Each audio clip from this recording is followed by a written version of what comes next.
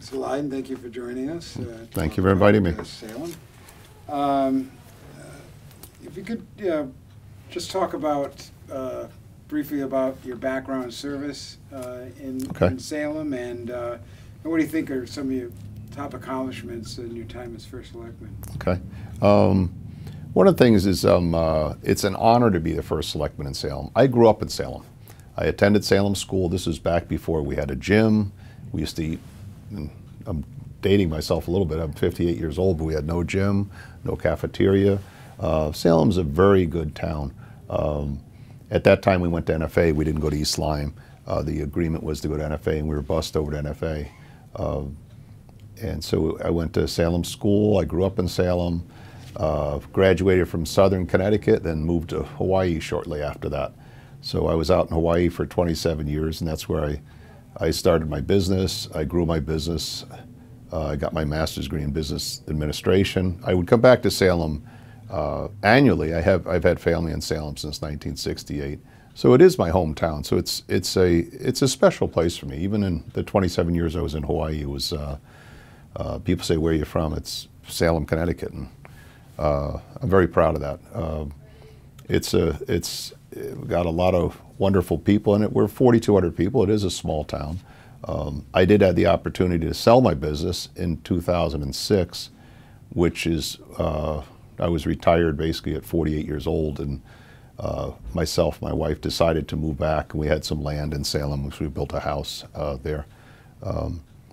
I quickly got involved with some committees in town there was a building committee at that time that was, it was going to be like a $20 million renovation. Some people wanted more. I was saying, look at the demographics changing.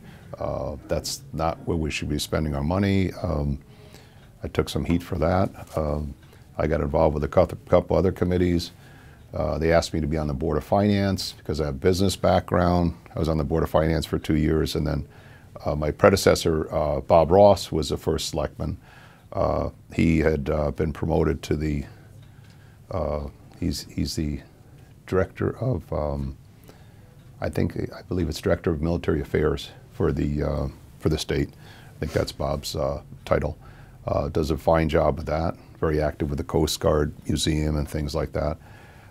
So they asked me if I'd run for first selectman. That was 6 years ago. Who's so they? When you say they? The Democrats and Republicans asked me. Yeah. So I was cross-endorsed. I had people from both parties come and say, "Hey, would you run for first selectman?" They knew me from the Board of Finance, and several people knew of me or my family from town. So I was cross-endorsed the last 3 times. So that was claimed by both parties, which was somewhat unusual. I'm unaffiliated. And my personal belief is, and my friend George Householder, who was the past Republican Town Committee chair, I think he says it quite well when he says, it used to be, there'd be the small d and the small r, but everyone that's going for these town positions has a big S for the good of Salem. And he says he's it's kind of get distressing when the D and the R grows a little too big and the S gets squashed down. So I would go to both caucuses, and they'd invite me in, and they'd say, and the Democrats would say, "How do you feel about being endorsed by the Democrats? And you've got, and you're unaffiliated." And I said, if people are Democrat, Republican, Ralph Nader, Green Party, if they're here for Salem, that's what I want. And 90% of the people in the Democrat caucus would say, that's right. 10% would go, And I'd say the same exact thing in the Republican caucus, and I would say 90% of the people in the Republican caucus would say, that's right. And 10% would go, because they can't, either one claims me, I am unaffiliated. So, or they both have claimed me the last three times. So, so I think with my business experience, I said I'll run the town like I'd run a business, and I did run a business. I sold my business in 2006. I'm used to running a business. I'm not used to running a municipality. I've got a bachelor's degree in social work, a master's degree in business, which makes me a compassionate business person. So it's so I said, well, you know, and I've had several employees. I've had up to 50 employees working for me. That's about the, you know, what I have now. So it's, you have to make things work. Now in business, you have a budget. You have either profit or loss. In town government, you have, you know, you look where, you know, you don't have profit or loss, but people would often, and this is not just singling out any municipality, but usually in government, it's, will you spend this much because this is how much you have. The next year you ask for more. And you cry and kick and scream and try to get a little bit more, and if they cut you back a little bit, you know, you, oh, hem and haw and stuff. But I've given back over $200,000 a year on average out of the last 6 years, more than 1.4 million, more than 1.4 million. So it's over 200,000 on average over this year alone. We're giving back 215,000, and the Board of Ed is actually giving some money back. Where 3 or 4 years ago, the Board of Ed gave back zero, and to get to zero in a business, and you guys have a business here, to get to zero is near impossible. You know, you can get down to a few $1,000 or something, but get to zero, it means you're basically spending everything. And then you lose the trust of your constituents. So with me giving money back. When you say giving back. Well, I mean, not giving, not spending, leaving general government budget unspent. So money unspent that is, the bigger areas I went for at first were insurance, benefits, not salaries for reducing salaries, but sharing. So the first thing I did was I looked at our insurance. Our insurance was $140,000 a year. I've got it down to about $96,000 a year. We had $1 million in liability. I've got it at $10 million liability.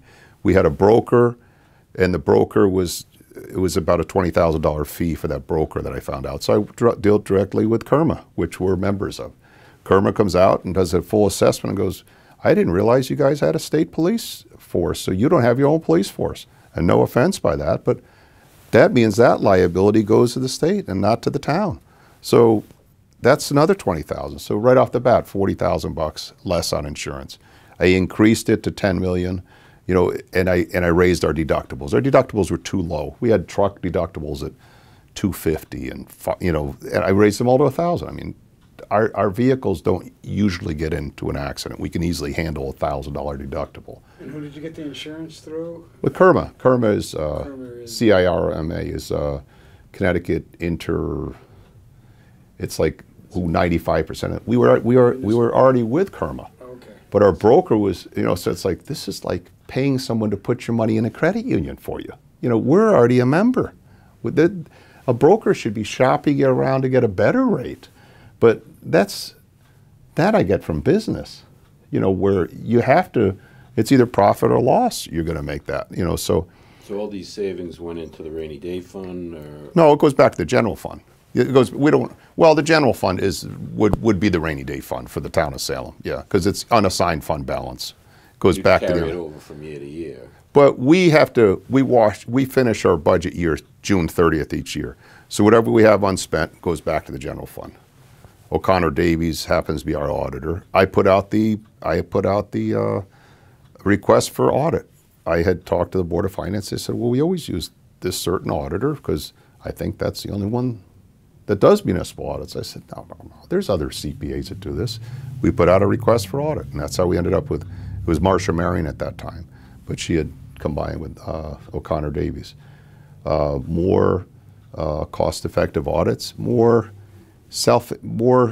well-presented audits to us, whereas they'd come with a PowerPoint and show the Board of Finance what to look for, what trends we are with comparable other towns and things like that, and educated us. So the Board of Finance really enjoyed that. We did put out the audit again for another, it was 5 years. We put it out for another 5 years, and for a request for proposals.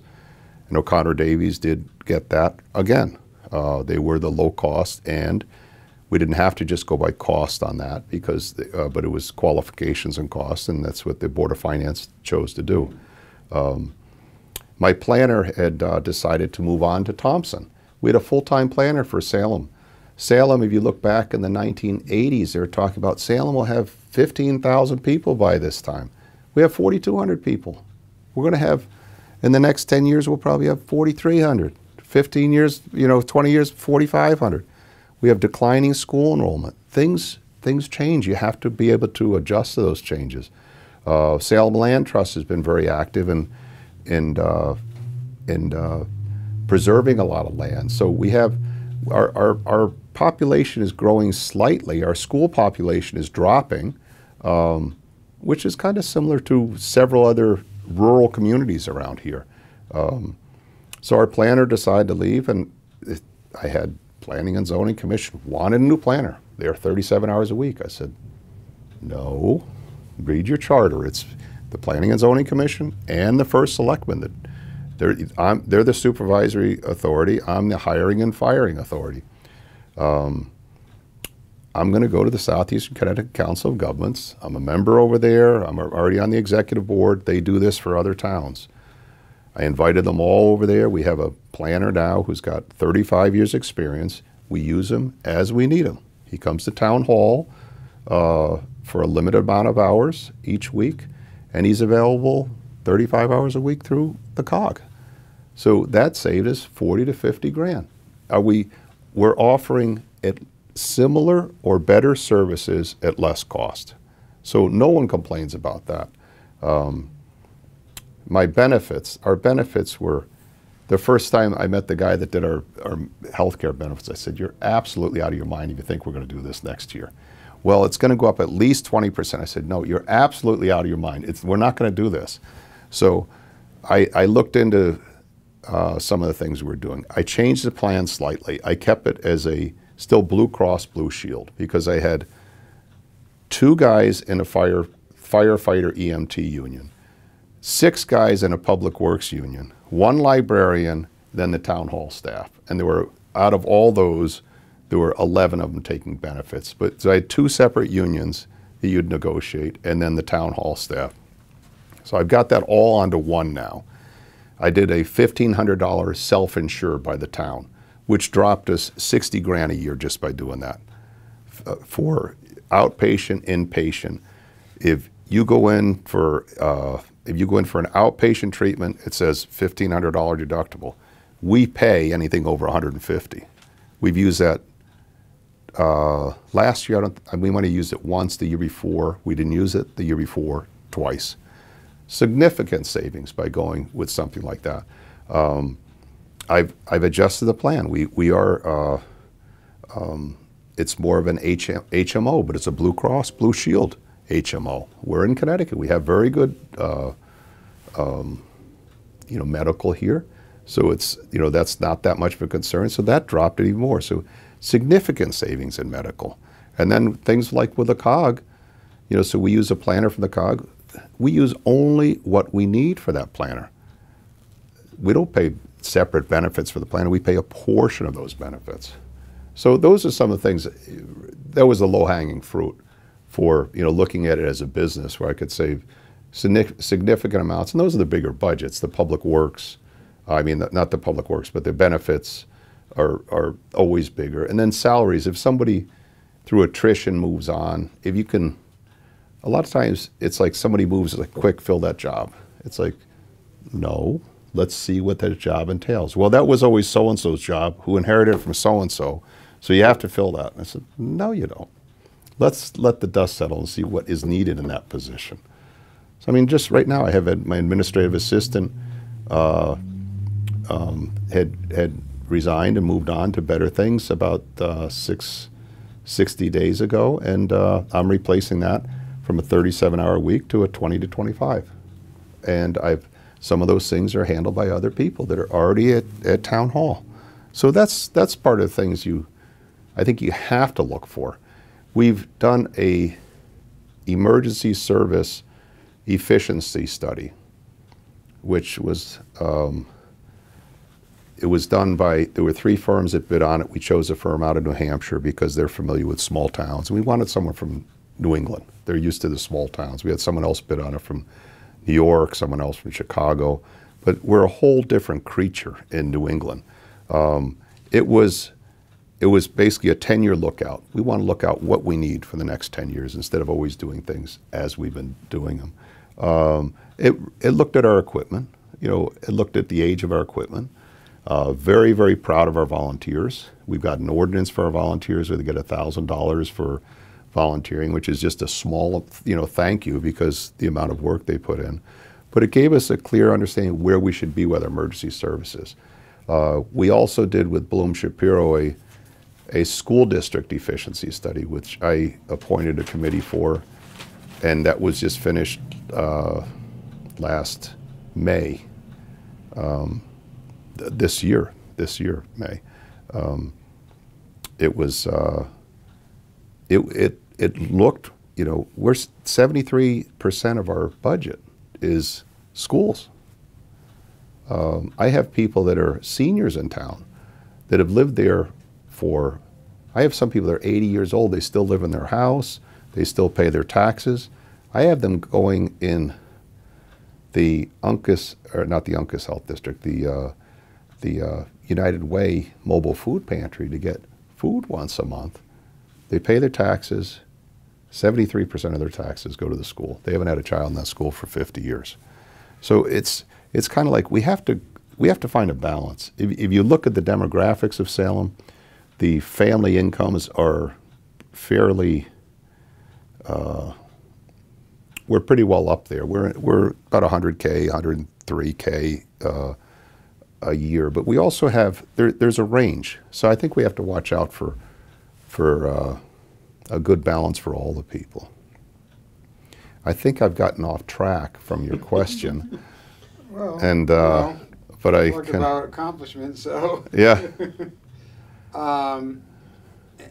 Any ideas for those elderly on fixed incomes who may be finding it difficult with home values and the general income being higher than they're able to afford and fit into? Any kind of? I was successful in getting the Small Cities grant last year, which was $400,000 for renovations to homes. People have to have their home, they have to be current on their mortgage and current on their taxes.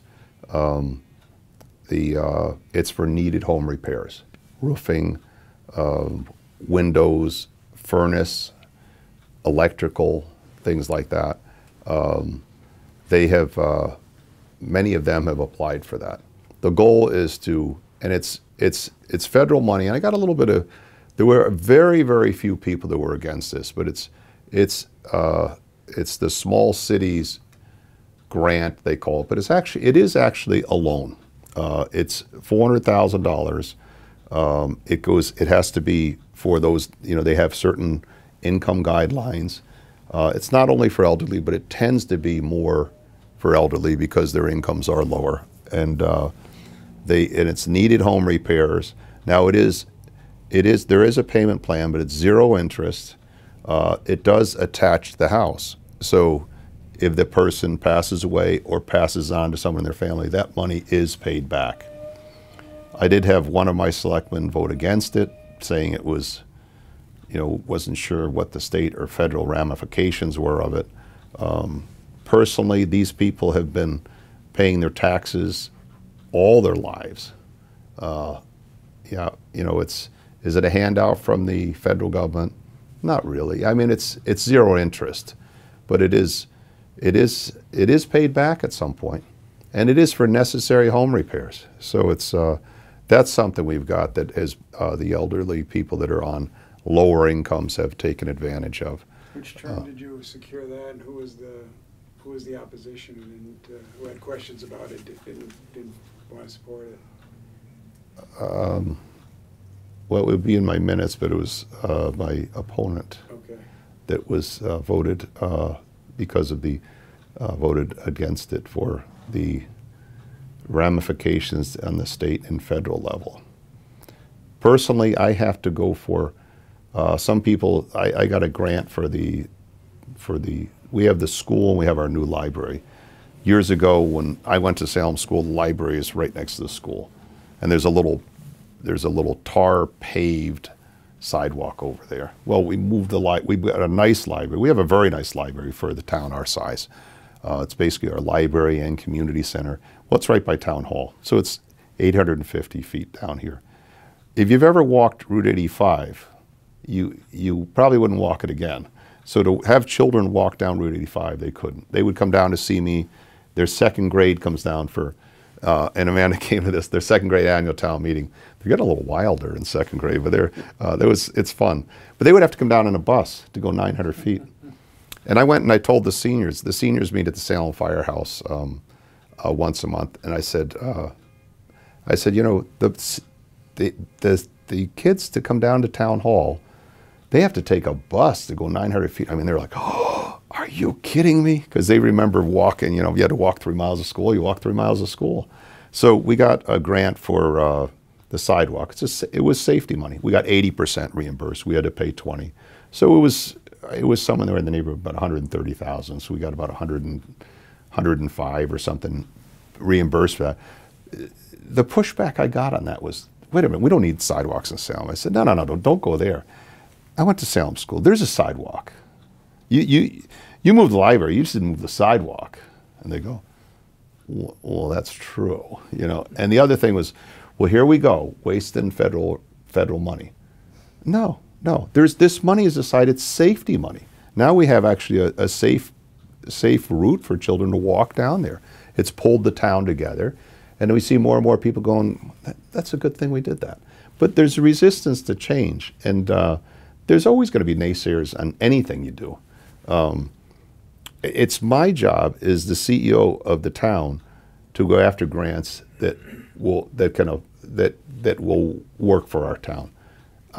I pay federal income tax. Everybody in my town does. They pay state income tax. If there's grants that are available for things that we want or need, you know, and I'm not talking about frivolous things, I would say, yes, we go after them. So that's my job to do that.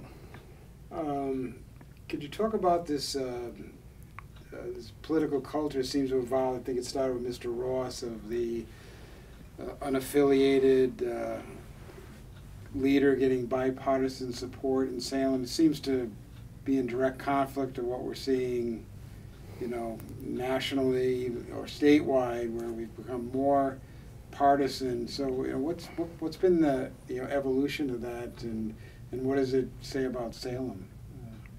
Well, I think it does say that people want the right person in the job, and in a small town like us, when you're electing people, you only have so many people that are willing to run, people that are capable of doing the job. So I think that, and I do see it more on the national level, I see it on the state level, and this season I see it more creeping into the local level. And I would say if you had a scale of 1 to 100 and you had the most liberal Democrat and the most conservative Republican, most people, and 1 is 1 and 1 is 100, most people are in the 40 to 60 range. Most people are there. And that's what most people are. The best boards and commissions I have in my town, you could come in and say, I have no idea who's a Republican, who's a Democrat, because they're working for the good of Salem. I think that's true of most people in the state. I think that's true of most people in the nation. They're more here. I think these guys get the press coverage because they're more outrageous, obnoxious, loud, but most of us are about in this range here. Boring, middle of the road, probably. You know, so that's what you know. That's what I see. So I think most people feel they want somebody who's going to get the job done. Did you seek the Republican nomination again? How does that play out when they took the unusual step of, you know, endorsing someone who wasn't a Republican? Well, they were very quiet about it this time. So it was very quiet, and some of these things. I usually get more Republican votes than Democrat votes in town. I'm running my own candidate campaign, and my friend who's running it is Republican. I've had several Republican donors. Most times they just kind of ask me, or someone from the committee kind of comes and asks me. The committees can get fairly concentrated where we might have 600 or 700 Democrats, 600 or 700 Republicans in town, but I mean you can take a committee that has 16 people on it, and maybe the core of that is 5 people, and they're sort of the ones that are making most of the decisions. So hopefully, the 600 or 700 that are part of that party realize that and try to make it, a more wholesome process or democratic type process, Republican process, whatever the word is for that. But that's what I see about that. What would be what are your priorities if reelected to next term? One thing, we have to watch costs. I mean, we've saved money. We've done the efficiency study on the school, and there's more things that have to be shared. Our East Lyme works out very well for us for high school. We're planning on sharing curriculum with East Lyme. We do have a part-time superintendent at this point.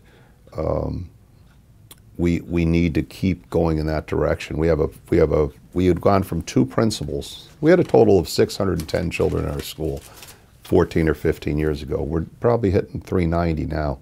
So you look out 10 years, we're going to be about 290. Well, we had 2 principals up to last year.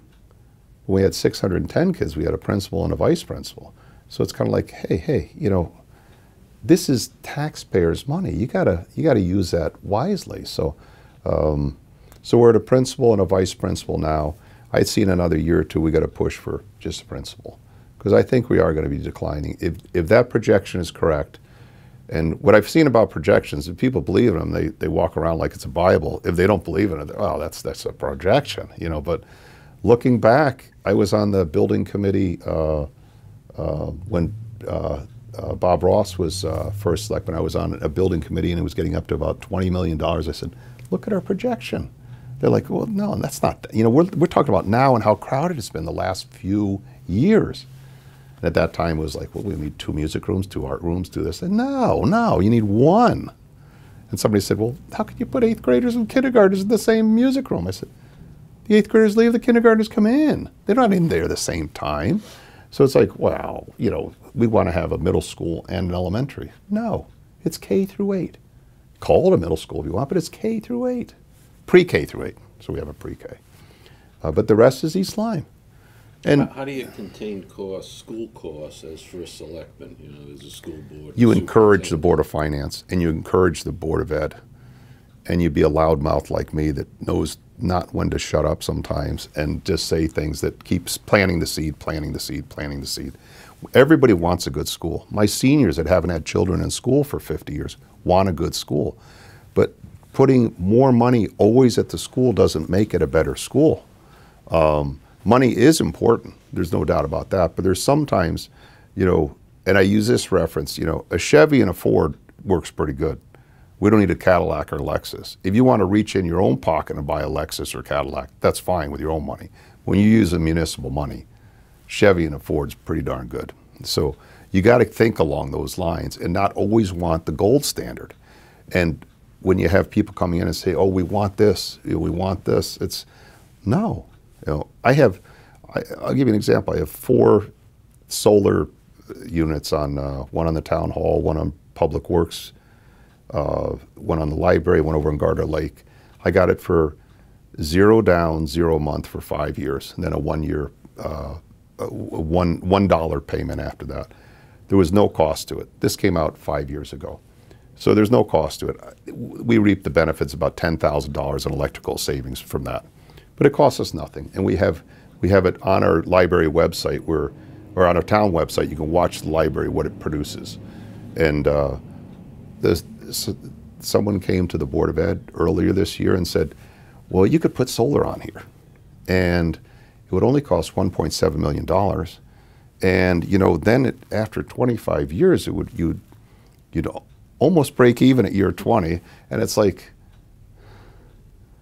then I think it was Jess called me from the day at that time and said, Kevin, we know you're for solar, and I'm running a thing tomorrow, and and are you all excited about the solar? I said, no, no. And this was like one of these 5:30 calls that, you know, she has to get the information. I said, no, no, no, no, no.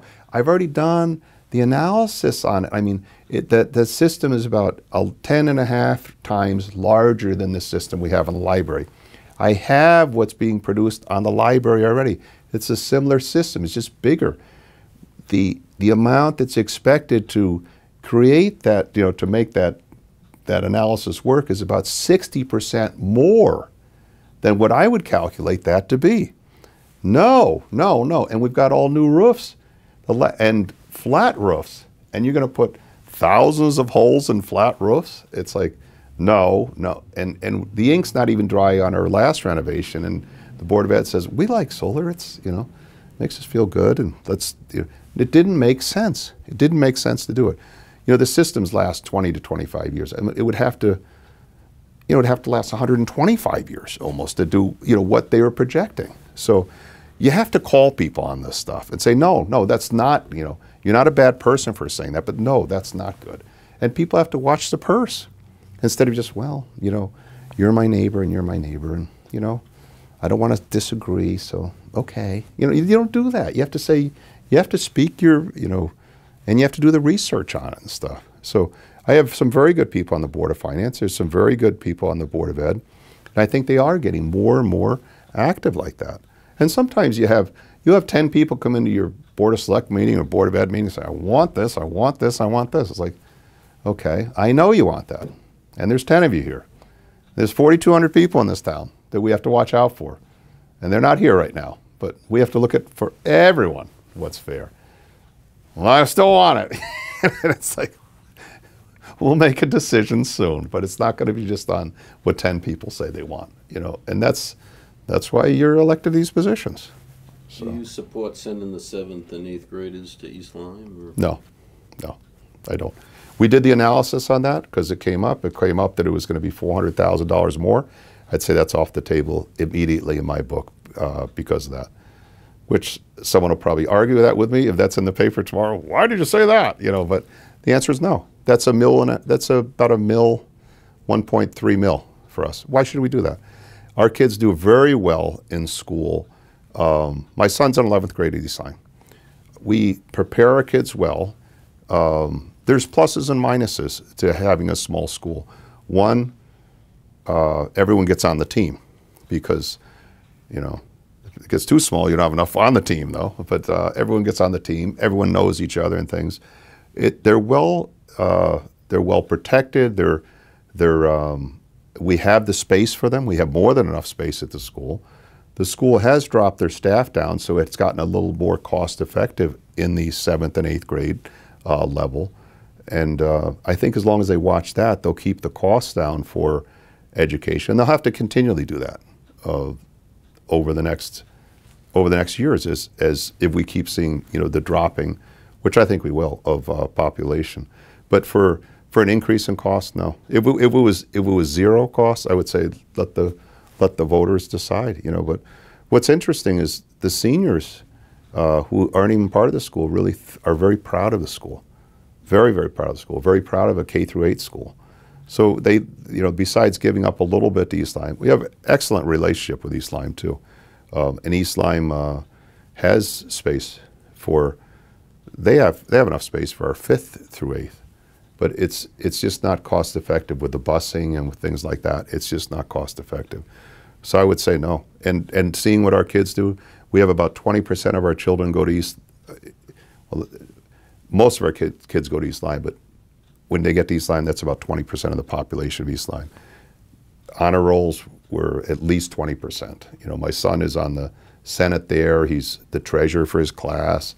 They get there, and I ask the kids, I said, how do you like it? I love it. So they're probably a little bit cloistered for a little too long, and then the door opens, and they're like, you know, but it fits. It's a good fit. 7th and 8th grade works well in Salem still. People were asking that because they were thinking that East Lyme does have more clubs and other things, and already the administration has heard that, and they're working on, you know, getting more clubs and things like that for Salem students. But part of the thing is, when people decide that, I mean, you can't have it both ways. You know, so people want to have more competitive teams and more of this and more of that, and they want more clubs, but then they want a small little. You're not getting both. You know, and Salem is Salem. I mean, when people move there, we didn't change it. You know, so sometimes people move in and after 2 or 3 years, well, I really would like this. It's like, we could work on some of those things, but we haven't changed. You know, we can adjust some things, but it's, but your answer to 7th and 8th, I think they're going to present that to the town. I would be against it. I would be against it. And anybody who's for it will say, what's the first selectman talking about the school for? He didn't even say that, so it's... Some of the biggest proponents for extending Route 11 came out of Salem, trying to get some of that congestion and intensity of traffic off 85. Do you realistically think that's still on the radar? Or is kind of the white flag going up on that happening? What's your thoughts on potential for extending Route 11? Well, I'm the Route 11 Greenway chairperson at our COG. Oh, see, I didn't know that. Yeah. Yeah. I feel like banging my head on this table just thinking about it. Route 11 has been a priority for our COG, for southeastern Connecticut. We have put it as a priority. Our governor has been supportive of that. Our Congressman Joe Courtney's been supportive of that. And let me say they're supportive. They have been supportive of that. What I see is we need safety upgrades on Route 85. I've got $2.2 million for the curve right before Skyline, the northern part of Skyline. We've had critical accidents there. We've had a death there. So I've got $2.2 million for there and a bypass lane. And then Ron McDaniel's looking for something for Chesterfield. And doing the roundabout, I met several of the engineers at DOT. The problem is that Route 11 is out at least 20 years with zero funding. So I questioned, what do you call a priority that's out 20 years with zero funding? It's an oxymoron. So if we need to call that a priority if somebody comes with the money. Now, that is tied in with 395-95 interchange for Route 11 to connect to that. And if you divide it, it's actually 1.2 billion, divide it 2 ways. You know, if you push it out 25 years, it's 1.4 billion.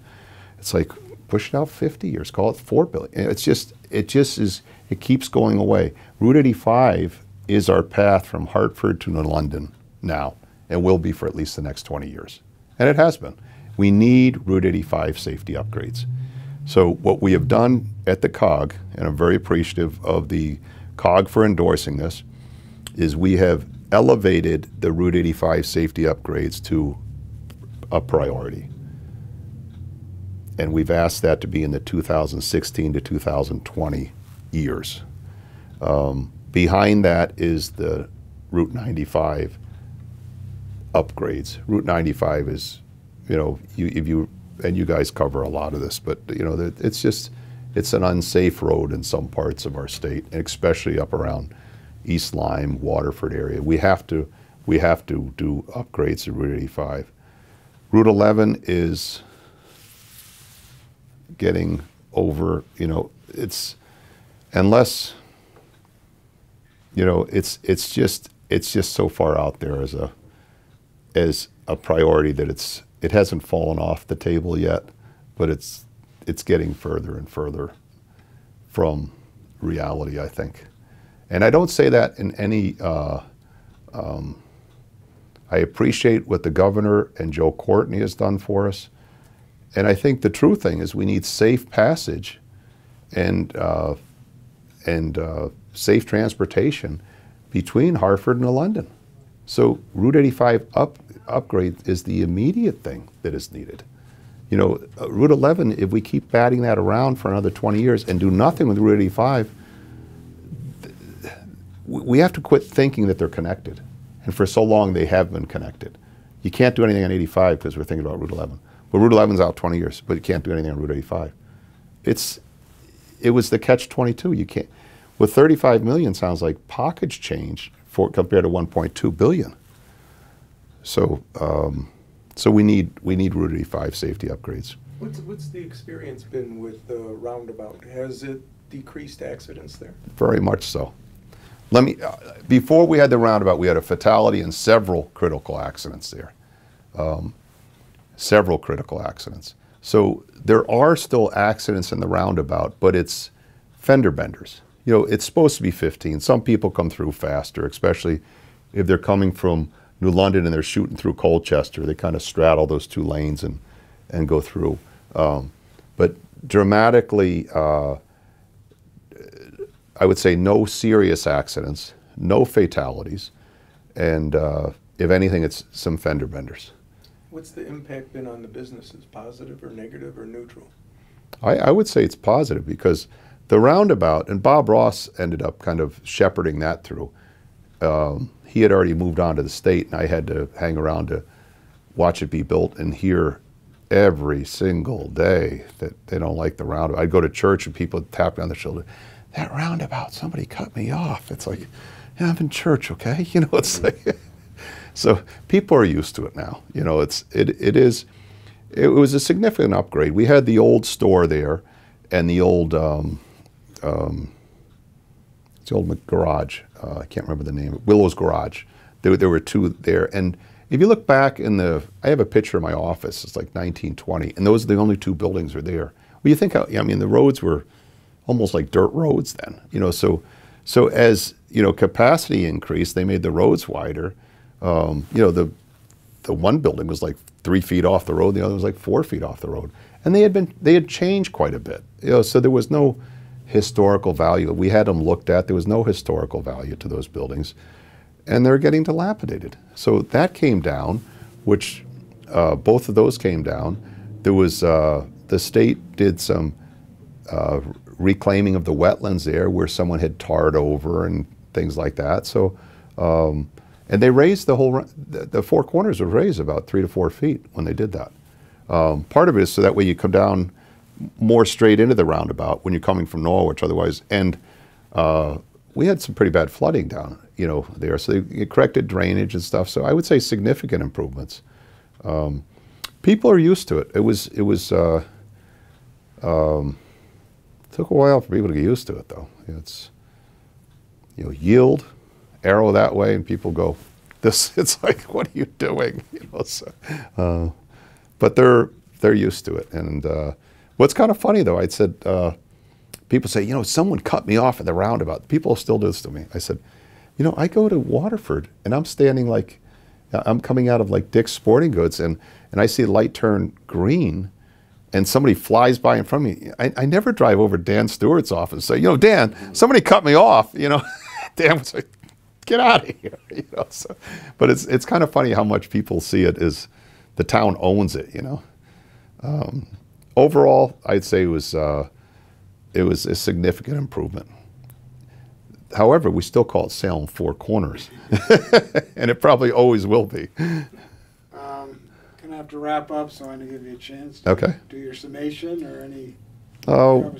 Just it is an honor to be the first selectman. I know it's a lot of work, though. It's a lot of work. I don't know if people know how much work is involved in it. I ran my own business, so I do know a lot of aspects of that.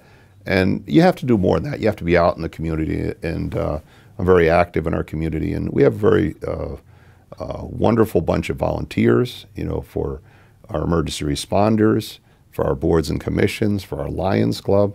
I told Amanda, I said, you have to come to Memorial Day because half the town's in the parade and the other half's watching it. So the Apple Fest will be coming up in another week or two, the end of October.